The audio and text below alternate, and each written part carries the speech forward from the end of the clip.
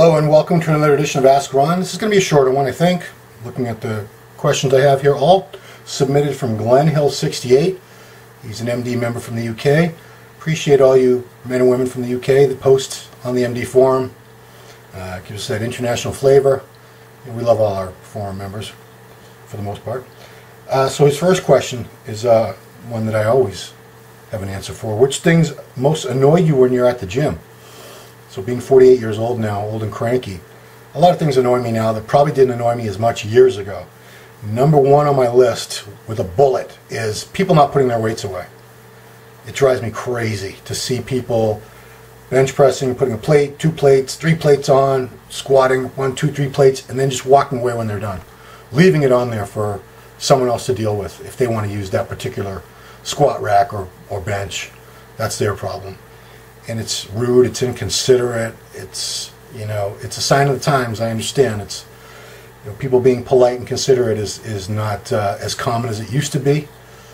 There's a sense of entitlement now, like among the younger generation, but not just young people. I've seen older people do this too. But it's like it's not my problem. Let someone else deal with it. But I grew up at a different time when you respected the gym, respected the other members enough to put the weights away. When you were done, you never left your weights on. That was a no-no. It was just taboo. We didn't do it. So at this gym, I belong to 2 gyms, and this one's very close to me. It's less than 10 minutes away from my house, but I rarely go there, and that's one of the reasons it just drives me nuts. This gym, it's particularly a problem because we have an indoor basketball court where a lot of people come on day passes, so they're not really gym members, and a lot of them aren't really gym people. They don't have that education of the etiquette that you're supposed to have in a gym, and this is how you act, and this is what you do and you don't do. So, I don't know if they don't realize that you're supposed to put your weights away or they don't care. Now, I know I shouldn't say that. They do realize because we have signs up every 3 feet on the wall. There's little signs that say, please rack your weights, or there's a bunch of them that say, if you're too weak to put your weights away, ask one of the front desk girls to do it for you, and that's supposed to shame them into doing it. And I don't think it works on any of them. Or if somebody's just going to be lazy and rude like that, a little piece of paper on the wall is not going to change their behavior, and it doesn't. So that would be by far the most annoying thing to me at the gym is people being inconsiderate of other members and leaving all their weights on for someone else to deal with. Can't stand that. Another thing. People sitting on the same machine, especially if it's a machine I want to use, particularly, of course, otherwise why would I care? They'll stay there anywhere from 5 to 20 minutes. They'll be resting anywhere from 3 to 5 minutes between sets, on their phone, because everyone's on their phone now. So maybe these people would only take a minute or 2 between sets normally, but they're checking all their social media, they're texting all their buddies or their girl or whatever. I don't know what they're doing, but they're on there forever, and they're not paying any attention, and time's going by, and I want that machine. So, a lot of times I'll have to come over and say, how many more sets you have or whatever, and I get an angry look, but I don't care anymore. I don't care if people are mad at me at the gym. So that's one thing. The gym's putting the music on way too loud, unless it's music that I like, which, we all like different music, so what are the odds that the music that they're blasting is going to be what you like? Everyone's got their own music now anyway, right? But if the music's super loud to the point where I have to crank up the volume on my own headphones max, my hearing's already damaged. I wear hearing aids. If you ever see me at any of these shows, you'll see that. I don't wear them all the time. But, I don't want to wreck my hearing any worse than it already is. So when the music's that loud, it's a problem. Another thing is the gym being too cold. It's probably not a problem for some of you who live in warmer climates, but here where it gets to freezing or below and you walk into the gym and it's like 60 degrees, I guess if you're someone that wears like hoodies and sweatshirts and all these layers, it's not an issue. But I don't. I usually have either a t-shirt or a tank top with a t-shirt over it, and I end up taking the t-shirt off, so it's pretty chilly now. I know that's a minor thing. You can always complain to the owner about it, right? So, okay, so those are the things. It's not too many things. I love the gym. I love training, so I can put up with quite a bit. I have a pretty high tolerance, but when people are not putting their weights away, just seeing that day after day after day makes me not want to go to that gym anymore. Okay, next question. After watching your very good interview with the anabolic doctor, has anything he said put you off taking steroids again if you decide to compete in the future? Yes and no. Yes and no. It's a tough one to answer.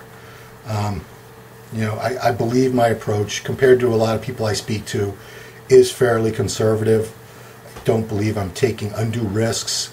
I do get the right tests done that I need to have done to ensure that I'm healthy as possible. Whatever I do, I would do it in moderation and trying to stay as healthy as possible. I've said before that if I worked with a coach, which I don't plan on working with a coach, and if they advise me to do anything I wasn't comfortable with in terms of particular items or the amounts of particular items, I just wouldn't do it. It's, you know, it's my body, and you know, I don't want to live forever, but I do want to be around for a while. I mean, I have kids, and I want to see my grandkids, see my kids grow up, and you know, and enjoy all that like I should. So, how will your training change from how you train now to how it will be when and if you compete again? My training doesn't change when I compete. You know, the diet changes quite a bit.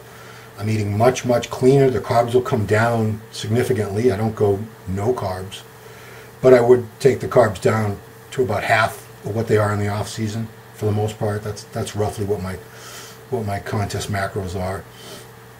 But my training itself, I don't believe the training needs to change. Why would it? You know, you're trying to hold on to all your muscle mass, so you don't want to start training much lighter. And another thing that I've done in the past is that I'm not going to do anymore would be, you know, people like to increase the training volume and the intensity and start adding in all these giant sets, drop sets, supersets, forced reps, just training it harder and harder and harder. That's more suited to the off season when you're taking in a lot more food and doing a lot less cardio, and you're able to recover better. That's when all that damage you're inflicting and that heavy toll you're taking on your recovery ability, you can repay it. You can rest, recover, eat. If you do that while you're prepping and your calories are down and you're doing more cardio and you're probably not sleeping that well. I never sleep that well the last probably 8 weeks of a contest diet. My metabolism's revved up. I'm using more stims, pre-workouts and stuff. My sleep just isn't that great, even though I'm tired. I can't really stay asleep that long.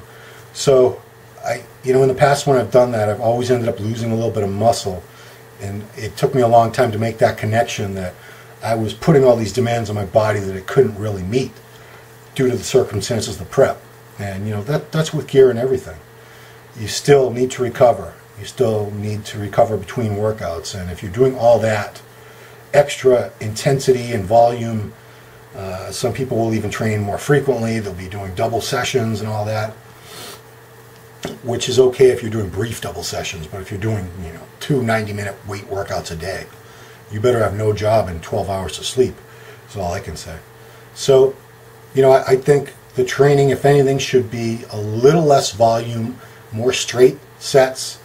As far as heavy as you can go safely. But that's always. I always believe you should be only going as heavy as you can safely go. Especially if you're dieted down to a point where your body fat's very low, you probably have a lot less water that you're retaining in general around the joints and everything. You have less lubrication around the joints. It's not the time to be going for personal bests. And the example everyone always used to point to was Ronnie Coleman was deadlifting 800 pounds 4 or 5 weeks before the Olympia, that video. That's right, he was. And he won the Olympia that year. But Ronnie's got 5 or 6 spinal surgeries now, 2 hip replacements. He's in pain all the time. It's hard for him to walk. I don't think you should be going for personal records a month before your show. It's not a good idea. Last question from Glenn. I told you this is going to be a quick one. It is. I'm a similar age to you, 50 this year. Well, I'll be 49 in September. What keeps you motivated to keep training at this age? Simply because I'm never satisfied. I never ever look in the mirror and say, okay, I'm done.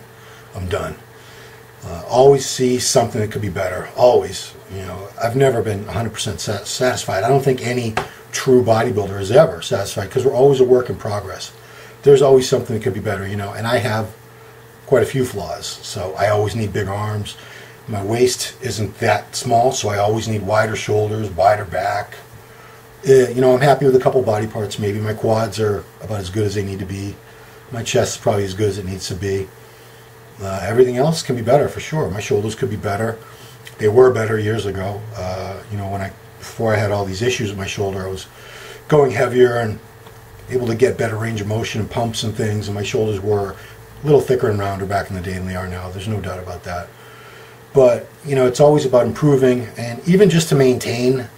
You know, I'm a little over 230 pounds now. I'm not shredded by any means, but just for me to maintain this physique that I have right now takes a good amount of work. And to try to improve upon that takes more work. I have to train even harder, eat better, try to get more rest.